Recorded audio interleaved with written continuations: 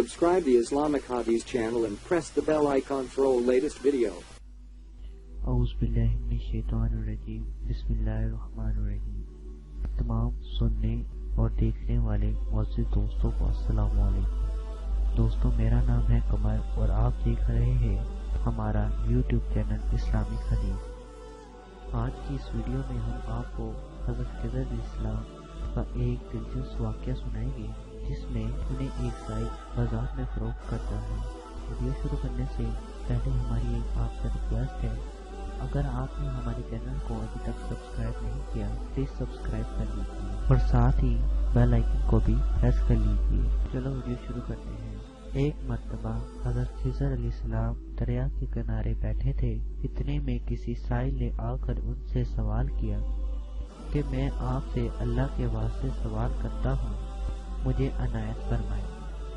یہ سن کر حضرت خضر علیہ السلام پر بے ہوشی طاری ہو گئی۔ جب کچھ ہوش ہوا تو فرمانے لگے، بھائی میں تو صرف اپنی جان اور مال کا مالک ہوں، تم نے مجھ سے اللہ کے واسطے سوال کیا ہے، لہٰذا میں اپنی جان اور ذات تمہارے حوالے کرتا ہوں، تم جس طرح چاہو اس کو استعمال میں لاؤ یا بازار میں فروخت کر کے اس کی قیمت سے فائدہ اٹھاؤ۔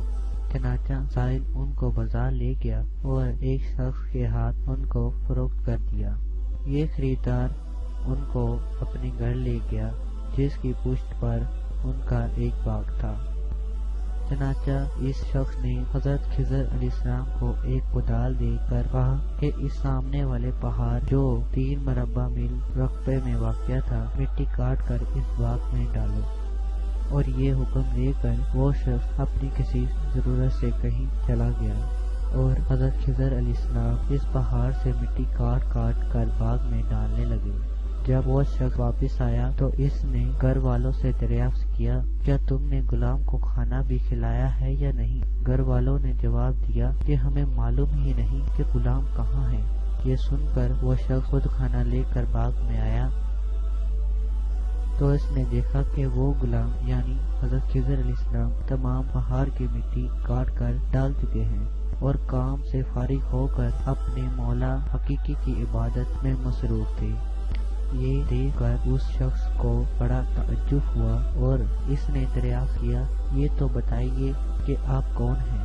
یہ سن کر حضرت خضر علیہ السلام پر کچھ بے ہوشی طاری ہو گئی اور پھر افاقہ ہونے پر انہوں نے فرمایا کہ بھائی میں خضر ہوں، جس کو سن کر اس شخص کے ہوش اڑ گئے اور وہ بے ہوش ہو گیا اور خواب میں اللہ تعالیٰ نے اس سے کہا کہ تو نے یہ کیا کیا، ان کو غلام بنا کر ایسے کام پر لگایا، یہ تو انتہائی گستاخی ہے۔ پھر ہوش آنے پر اس شخص نے توبہ کی اور اللہ تعالیٰ سے گڑ گڑا کر معافی مانگی اور حضرت خضر علیہ السلام کو آزاد کر دیا اور جناب باری تعالیٰ سے عرض کیا کہ اللہ مجھ سے اس کا مواخذہ نہ فرما، کیونکہ میں ان کو نہیں جانتا تھا۔ اس کے بعد حضرت خضر علیہ السلام نے دعا فرمائی اور سجدہ شکر بجا لائے کہ اے میرے پروردگار، میں تیرے ہی حق میں غلام بنا اور تیرے ہی حق میں آزاد ہوا، اس پر تیرا شکر گزار ہوں۔ اس کے بعد واپسی کی اجازت لے کر جب وہ دریا پر واپس آئے تو دیکھا کہ ایک شخص کھڑا دعا مانگ رہا ہے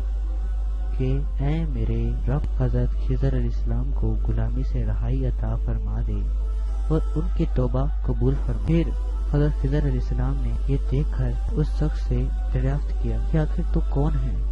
تو اس شخص نے بیان کیا کہ میں شاذون فرشتہ ہوں، آپ کون ہیں؟ انہوں نے فرمایا کہ میں خضر ہوں۔ اس کے بعد فرشتے نے کہا، اے خضر، تو نے اپنے لیے رہنے کا مکان بنا کر دنیا کی طلب کی ہے؟ کیونکہ حضرت خضر علیہ السلام کا دریا کے کنارے پر ایک عبادت گاہ تھا۔ بس یہ سن کر وہ فوراً میدان میں نکل آئے اور وہیں اللہ کی عبادت میں مصروف ہو گئے۔ اس کے بعد حضرت خضر علیہ السلام نے اس جگہ ایک درخت لگایا اور اس کے سائے میں عبادت شروع کی تو آواز آئی، اے خضر، جب تم نے درخت کے سائے میں سجدہ کیا تو تم نے دنیا کو آخرت پر ترجیح دی، مجھے اپنی عزت اور جلال کی قسم ہے، مجھے دنیا کی محبت میں رضامندی نہیں ہے۔ اس کے بعد حضرت خضر علیہ السلام نے شاذون فرشتے سے کہا، اے شاذون، دعا کر کے اللہ میری توبہ قبول فرمائے۔ چنانچہ اس نے دعا کی اور اللہ نے برکت سے